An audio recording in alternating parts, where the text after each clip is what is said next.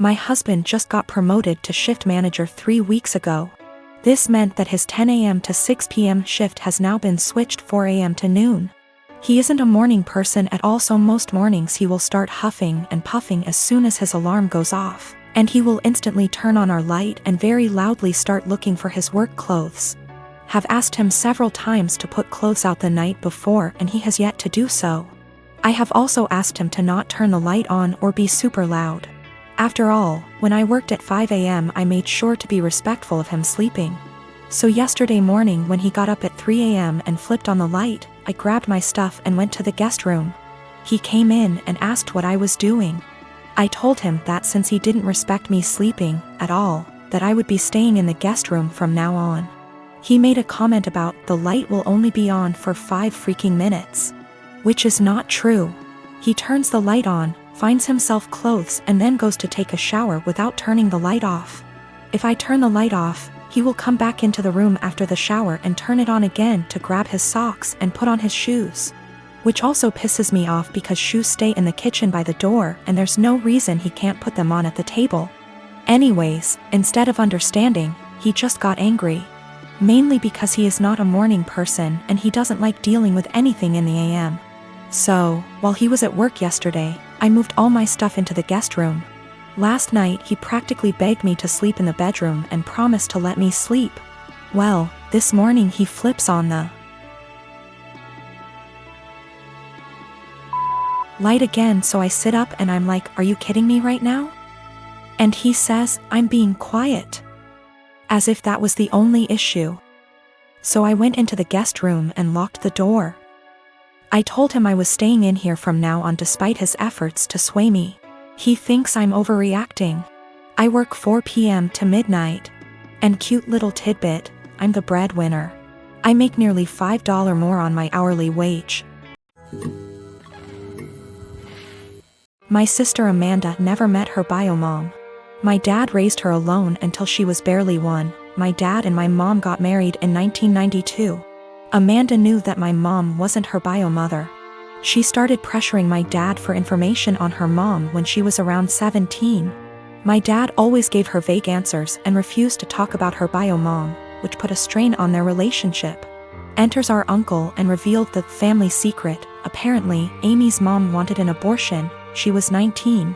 But my dad and his parents were able to bribe her. They offered her money if she followed up with the pregnancy. And she accepted.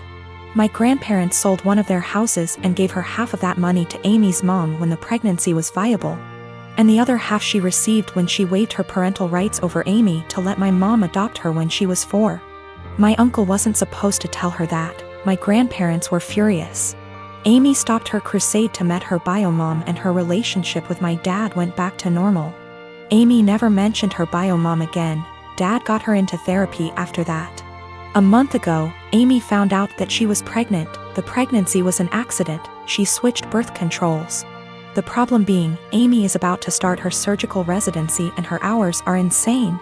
It is basically impossible to raise a baby while working in that rhythm, so she wanted an abortion. The problem is that Mark, her fiancé, 6 years together, wanted her to keep the baby. It caused a big fight. In a move to convince Amy to keep the baby, Mark told Dad about this. Until that point no one in our family knew about this. Dad talked with her and they got into an enormous fight. Amy got the abortion 10 days ago. Mark ended up breaking up with her. She is obviously really sad. My dad was acting like a jerk. He was pretending that Amy didn't exist. He didn't want to talk or see her. So on Christmas Day, we were exchanging gifts. When everyone had already finished giving each other gifts, Dad got up and gave Amy her present. He gave her an envelope in front of everyone and told her to open it. It was 3 pictures with something written on the back, a name, an address, and a phone number. Dad told her that he was tired of babying her, that this is a photo of her bio mom and her 2 sons. That was her bio mom address, and that he contacted her bio mom and she is willing to speak with Amy. He gave her Amy's number. Dad thinks that they will have a great relationship since they are so similar. Amy broke down crying. I ended up in a fight with Dad, called him a monster for doing that to her. He just said he was just tired and left. We ended up leaving and she spent the rest of Christmas crying on my shoulder. She is a mess since that. My younger brothers called me a Grinch for making a scene and ruining Christmas. My mom was silent during the whole thing. My parents have been giving me the cold shoulder since Christmas. I had a 1967 Impala 4-door that I bought in February 2019. A couple months ago I bought my first house that had a 2.5 car garage. I moved the car in and started tearing it down for a complete restoration. I had the body in one bay and the chassis in another, plus the whole garage filled with parts. About 2 months ago my girlfriend came to live with me during this whole crisis and the whole time has hated that car. She wants to park in the garage, but I have 2 acres of land with a lot of nice places to park under shady trees or hell, even in the barn if it has to be inside. I tell her tough luck, it's my house and it's not like I can just throw it back together real quick.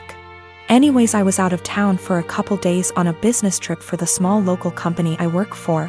When I got back, my girlfriend was all smiles. Making me food all the time, doing all the chores, all that. I thought maybe she just was happy to have me home, but then I realized that I didn't see her car in its usual spot. I asked her where she parked so I could make sure I mow that area and keep it clean, and she said not to worry because she parked in the garage. I asked how and she told me to go check it out. Turns out that while I was gone she hired some people to come over and move everything related to that car, including the drivetrain, body, and chassis and all parts, and take it to the local dump / scrapyard. I was absolutely dumbfounded. I had spent over $11,000 on that car including new parts, services, and the car itself. I told her that I was going to be taking her to court for that and she brushed me off like I was being dramatic. I told her that it's done between us and to pack her things and leave. I admit I was really angry, but I did end up getting a lawyer. And as I have all the receipts for all that money spent and I have her on my house's security cam footage letting the guys in and watching them take it all, I think I can win.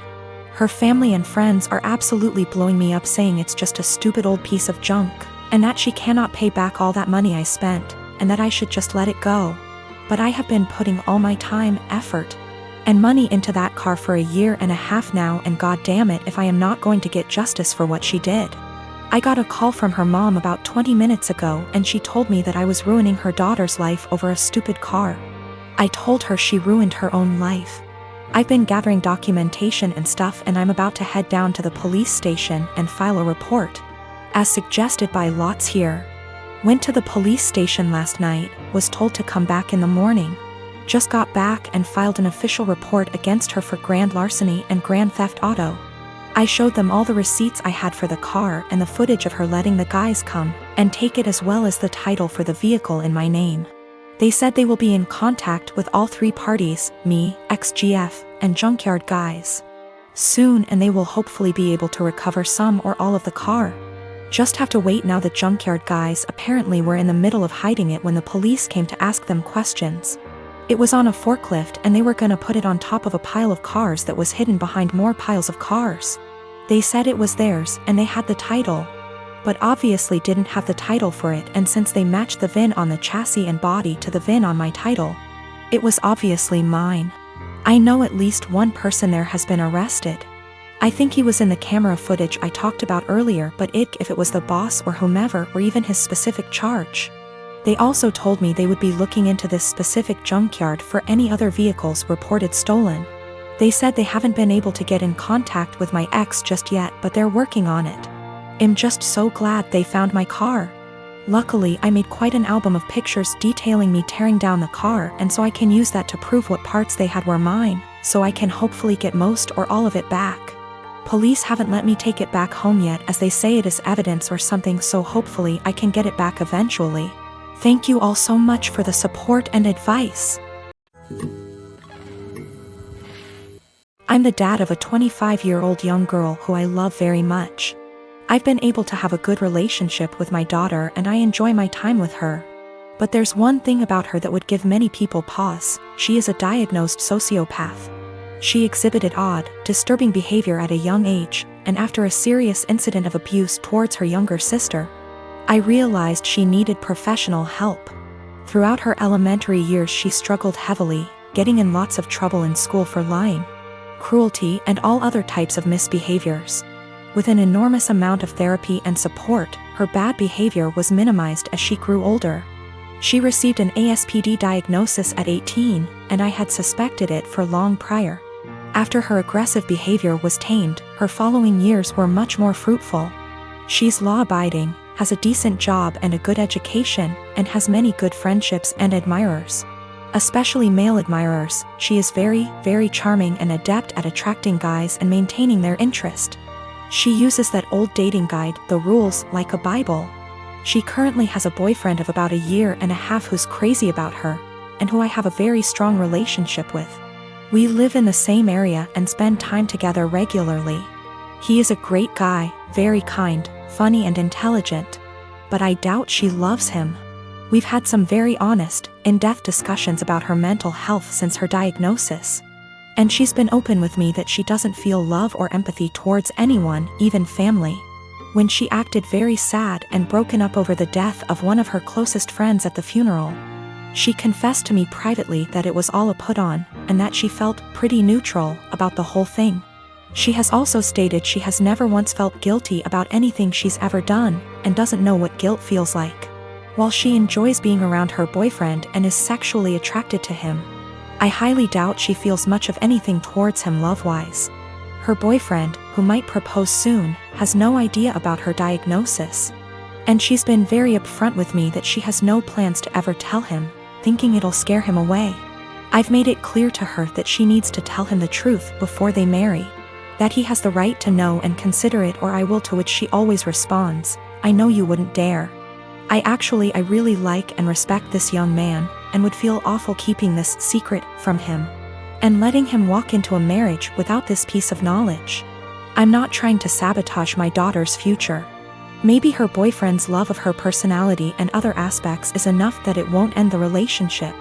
It's his decision to make, but he deserves all the facts. Someday he's bound to find out she's a bit off. It can't be kept a secret forever.